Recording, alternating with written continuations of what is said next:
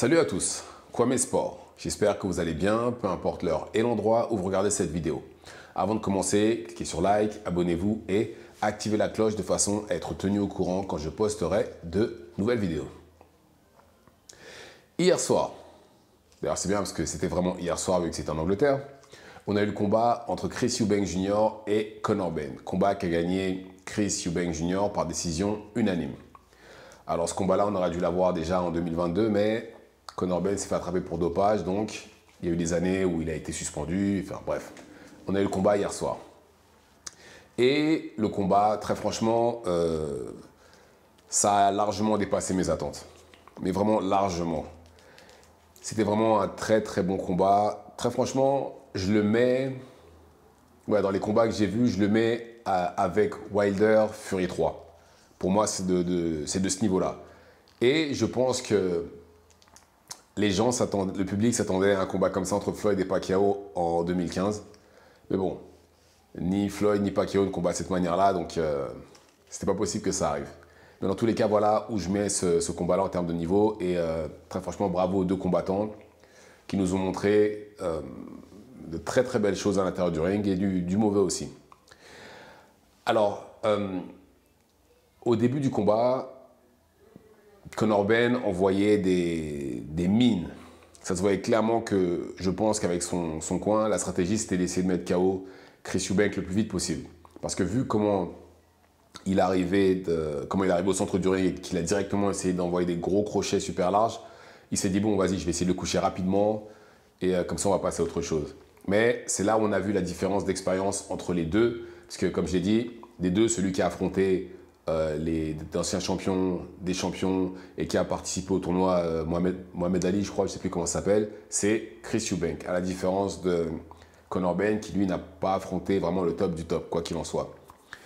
Et on l'a vu directement parce que malgré l'agression de Conor Benn, Chris Eubank est resté calme et dans sa stratégie. Il a jabé et c'était effectif dès le départ. Et après, on va dire aux alentours du deuxième, troisième round, je trouve que l'agressivité de Conor Benn, plus la pression, etc., ont fait qu'il a commencé à gagner des rounds. Mais si vous avez vu la vitesse à laquelle Conor Benn allait, et vu tous les coups qu'il a manqués aussi, franchement, ça aurait été difficile qu'il combatte comme ça pendant tout le combat. Ça a vraiment été difficile, à moins qu'il ait bu une potion magique avant, parce que sinon, c'est juste impossible. Et bref, on a vu ça jusqu'on va dire à peu près sixième round. Conor Benn, c'était ça. Il a envoyé des grosses mines, des fois ça passait, des fois ça passait pas. Mais pendant ce temps-là, Chris Eubank, il se déplaçait, il envoyait des jabs, etc. Et puis à un moment, il a peu le choix, il a plus le choix, pardon. Et pour moi, c'est ce qui a plus ou moins changé le combat. C'est quand Chris Eubank a arrêté de se déplacer, qu'il a accepté d'échanger avec Conor Benn.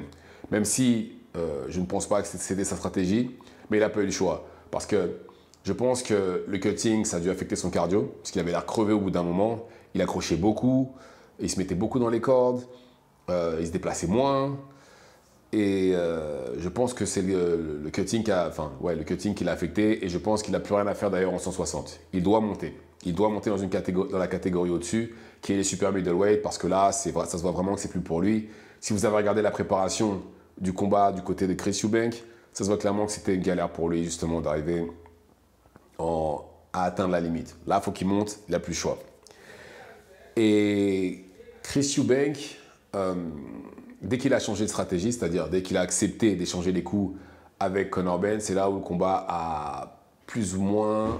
Je ne vais pas dire que ça a pris, que ça allait de son côté, mais je pense que c'était déjà un peu plus à égalité, parce que je trouvais que pendant un moment, Conor Benn prenait le dessus. Mais ce que je pense qui a fait la différence au niveau du scoring, c'est les 3 derniers rounds. Je pense que c'est ça qui a clairement fait que Chris Eubank a gagné le combat. Les 3 derniers rounds. Et je pense que c'était un bon combat où on a vu de belles choses, comme j'ai dit, et du moins bon. Alors déjà, comme j'ai dit, je trouve que défensivement, les deux ont montré de belles choses. Ils se sont bien déplacés. Je trouve que défensivement, ils ont montré bon déplacement, bon mouvement de tête. Je trouve que c'était vraiment très bien à ce niveau-là. Les deux combattants ont montré des choses très très bien. Pareil, au niveau des contres, je trouve que les deux ont montré des qualités de contreurs qui étaient juste très très bonnes. Par contre, dans les déchets, Conor Ben, il envoie des crochets très très larges, il en a vraiment envoyé beaucoup. Et comme j'ai dit, c'est pas possible de combattre comme ça du début à la fin. C'est pas possible.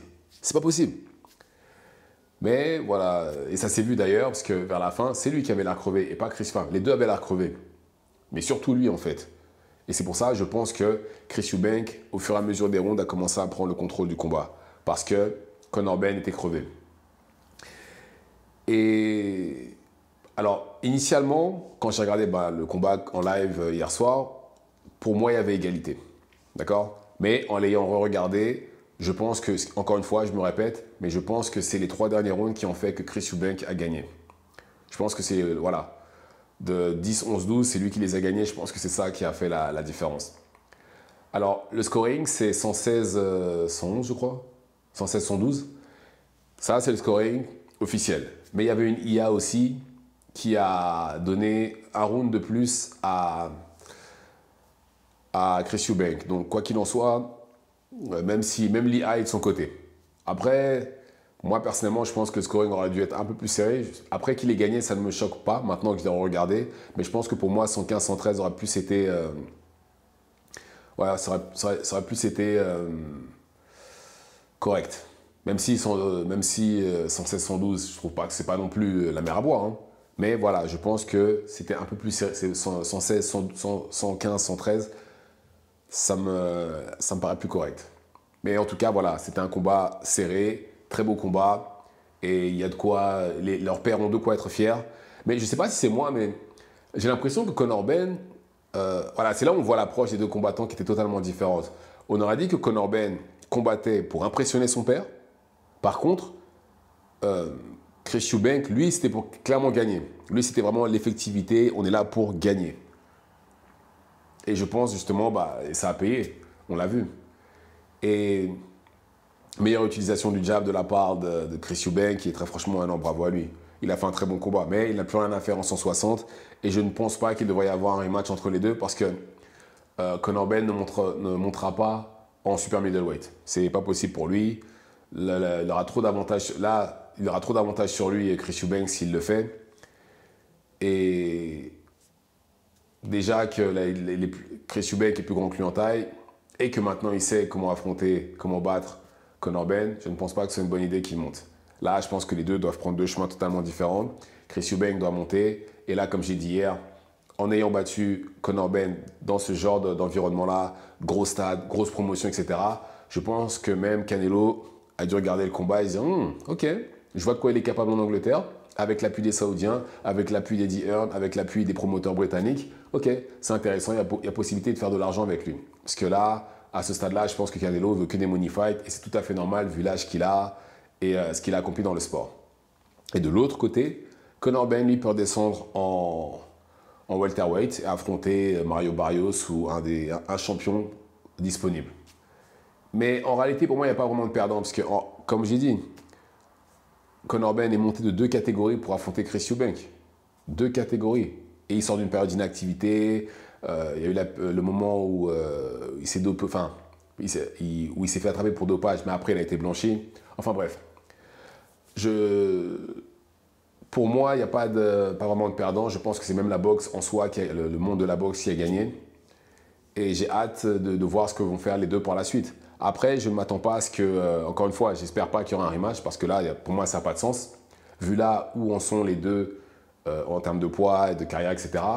Même Chris Eubank qui a 35-36 ans, le mieux pour lui, ce serait d'aller affronter quelqu'un comme Canelo. Ça ne sert à rien qu'il continue justement à faire ce genre de combat-là. C'était sympa. On a eu plus ou moins le 3e combat entre Eubank et Conor Ben. Le combat qu'on n'a pas eu avant, on l'a eu là. Là, c'est bon. On peut passer à autre chose maintenant. Mais c'était beau aussi d'ailleurs de voir les pères avec leurs fils et les pères justement aller voir Eubank et Ben au centre du ring se prendre dans les bras après tant d'années. Bon, même si c'est une rivalité clairement liée à la boxe, hein. Il n'y avait rien de personnel. Mais voir Eubank aller prendre le fils de Conor Ben dans ses bras, c'était beau aussi. Voir Nigel Benn avec Chris Eubank, c'était beau aussi. Franchement, c'était vraiment une très belle soirée pour la boxe. Mais par contre, je pense que, pour revenir à la stratégie, je pense que la stratégie de Conor Benn a été mal pensée. Pourquoi? Parce que, même si, bien entendu, il était complètement déshydraté, Chris Eubank. D'ailleurs, c'est un exploit qu'il ne soit pas tombé. Mais, avec les mines qu'a envoyé Conor Benn, et d'ailleurs, il a réussi à le toucher, même s'il en a loupé plein. Il y a des fois, il frappait dans le vent. Beaucoup de fois, d'ailleurs. Mais avec les mines qu'a envoyé Conor Benn, moi, je m'étais dit, ah, s'il le touche, il va s'allonger. Mais voilà, il ne faut pas oublier que Chris Eubank est un middleweight et a combattu en super middleweight. Et il a l'habitude de prendre des coups, justement, de combattants plus grands, plus costauds. Donc, Conor Benn, un welterweight qui monte de 2 catégories.